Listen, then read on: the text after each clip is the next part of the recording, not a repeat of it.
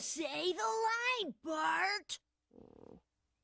Unsurprisingly, another banger of chapters. Yeah! But what? What is going on? A summoning circle? What was that about? That was totally out of left field with things that could happen in One Piece. And Bonnie's devil fruit? Oh my god, what is that? Oh my god! What is that?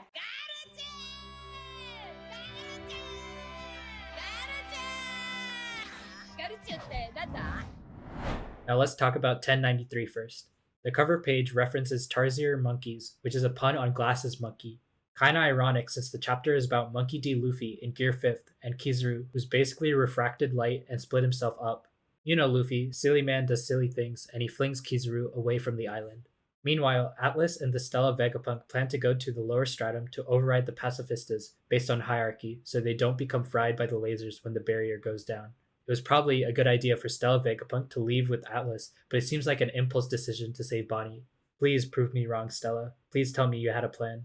Both Frankie and Sanji go with Vegapunk to save Bonnie. Of course, Sanji would go. I wonder how these two are going to interact in the future. On the lower stratum, Bonnie tries to sneak around while turning the Marines old and young, just like at Saba Odi. Sentomaru lays on the floor, burnt to a crisp, but we get a flashback of Bonnie after being flung across the barrier. That's where Sentomaru catches her? Next, we cut to the lava stratum where Zoro and Lucci fight each other. What is actually going on? People be saying that that's why I'm glad that Oda writes One Piece, and then Oda does some fanfiction like this. Lucci is shocked with Zoro's swords being, or is that smoke? Are Zoro's swords awakened? This guy thinks he can beat Zoro and take him as a consolation prize?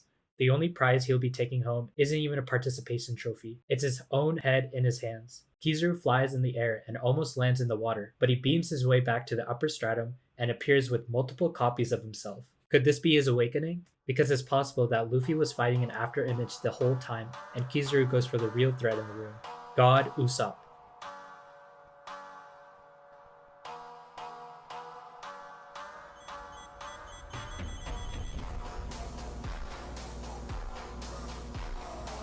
Yet Kizaru also does damage to Luffy with his clones, meaning that they're physically there. How do you beat that? Luffy better use Joseph Joestar's secret.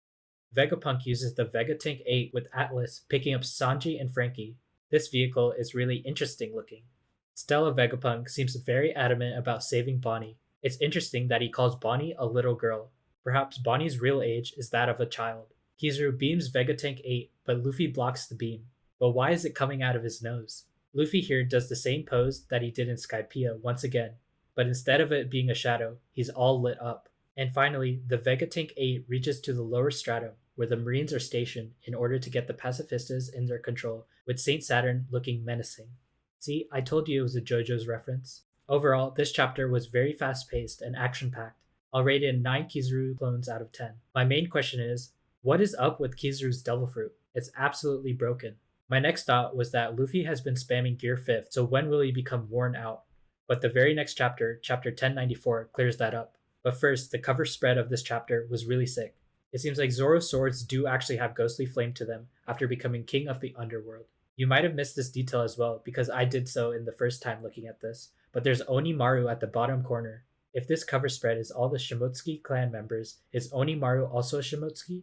Also, do any of you know who this person in the back is? Let me know in the comments. After Atlas changes the priority of the pacifistas to eliminate all the Marines, the pacifistas start blasting every Marine around them. Vegapunk explains about the Vegatank 8, or more about the Vegatires. The Vegatires are made of island clouds, which are the same as the sky clouds of the road that they are traveling on. Interestingly, these island clouds have the properties that make them stick to itself. Is that property cohesion, where an example would be water sticking to itself? No? You guys don't understand cohesion? Dang, that's unfortunate. This property of sticking to itself makes sense because the Skypians were also carving out the island clouds and building structures, so it makes sense that these clouds stick to one another. Sanji's Lady Radar finds Bonnie. Vegapunk says that is not very scientific, but he trusts Sanji anyways. That's interesting to hear from Vegapunk, since he's the one who makes things like authority chips, which use communication signaling to the pacifistas and other advanced technology, but doesn't understand Sanji's Lady Radar. It's possible that the radar itself comes from the Germa tech inside of him, or rather the opposite, where Sanji's Lady Radar comes from his own will or observation hockey and his passion for women. Also, is there a range to it since it didn't activate before? Or is it because Bonnie became endangered after the Marines spotted her? Anyways, Sanji makes his way down by himself while Bonnie is stuck in a clammy situation. One thing that's inspiring about Oda is that he always has an image of where to put the camera angle at.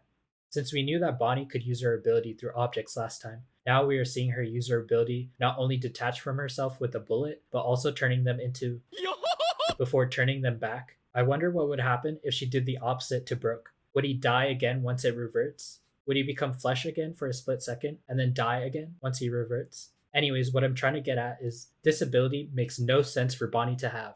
How could you aid someone past death with just their bones and revert them back to normal with their skin?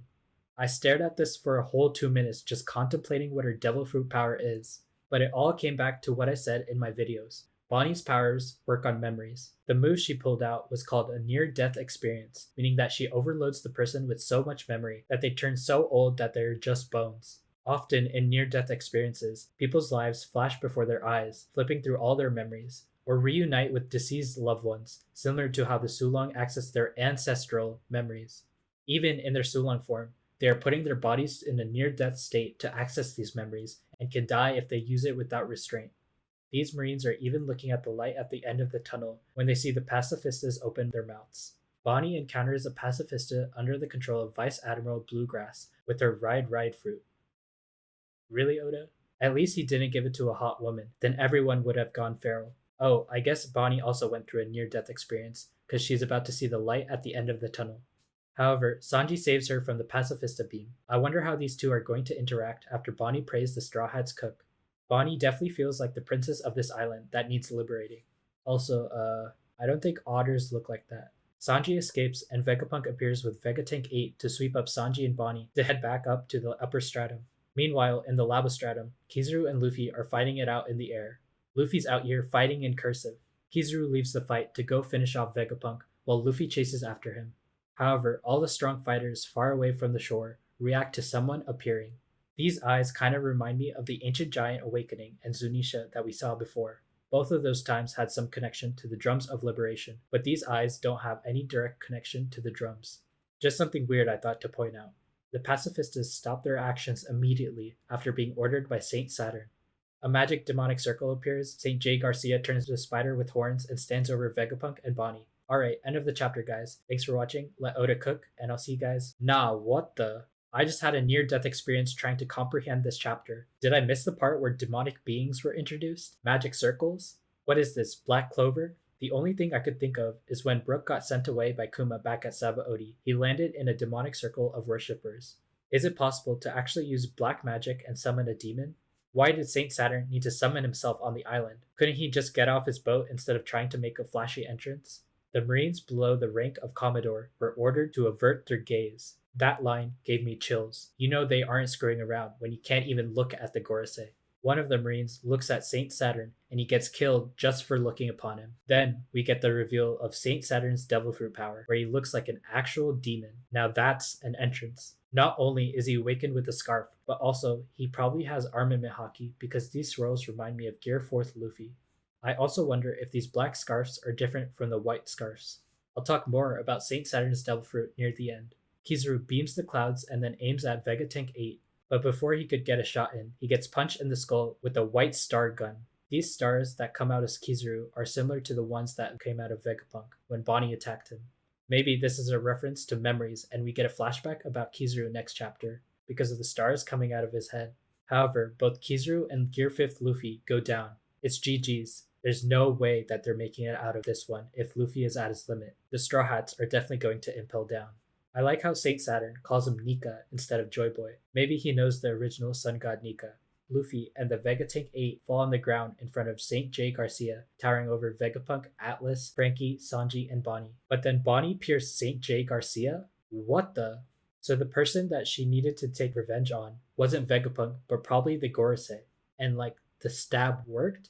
I was shocked because with Big Mom, Brook had trouble piercing her skin, but Saint J. Garcia is easy clap. The only logical thing that makes sense next is that we get a Whitebeard moment, but for real, Bonnie's not living this one. Carrot Theory stocks are up right now. It has to be over for Bonnie. There's maybe 3 things that I could think of that could happen next. The ancient giant takes care of St. J. Garcia. The real Kuma flies in to protect Bonnie.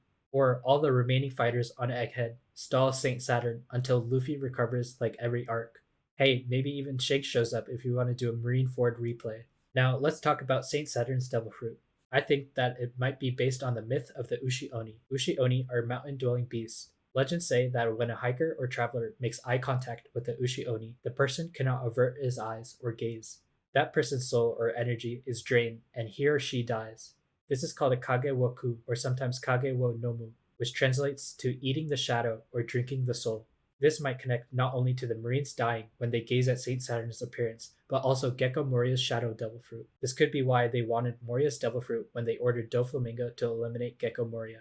It's also interesting that the Gorosei silhouettes look like shadows as well when they were first introduced, but I could be thinking about it too much. I can't wait to see what moveset this guy has. Instead of dreams, the Gorosei's ability could be originating from mythological nightmares. That probably explains why this chapter felt like a fever dream. Also, there is a local festival in which a procession of dashi or parade floats called Ushi Oni are paraded. One superstition I found was that if children can get the Ushi Oni to bite their head, they'll become smart. So when the people carrying it are resting, the people nearby would take their children along to get their heads bit. Phew, I misunderstood St. Saturn. He was just trying to make the Marines smarter. Was that the bite of 87? I also saw people talking about how if all the Gorosei in Imu are based on mythological nightmares, Imu would be the Umibozu. I was straight cooking in my shark theory where I talked about the Umibozu. What's crazier is that an Umibozu showed up right after Thriller Bark, and even before Thriller Bark, there was an empty barrel found by the Straw Hats. This might connect with Moria and the idea of the Ushi Oni eating shadows or drinking the soul. Perona even got reference with their Holo Holo fruit in 1093. So don't forget to subscribe, because at some point I might disclose the idea of what this Umibozu's true form might be. This chapter was a 5 magic circles out of 10. Oda was overcooking this chapter and burnt the food. Although I really wanted to give it a 5 because of the mental toll it took me to understand this chapter, in actuality, I think it's an 8 near-death experiences out of 10. The reveal of St. J. Garcia's Devil Fruit power being freaker than anything Frankie could build, and Bonnie's Devil Fruit having the ability to kill someone for a split second were both crazy. What's more crazy is going to be the next chapter, because how in the world is Oda going to drive the story with this one? Honestly, I think the Straw Hats aren't getting out of this one. Do you think the Straw Hats are able to escape? Are they going to beat St. Saturn? Let me know in the comments. That's all for this chapter review. Make sure to give that like button a near-death experience if you enjoyed the video. Thanks for watching, let Oda cook, and I'll see you guys next time. Bye-bye.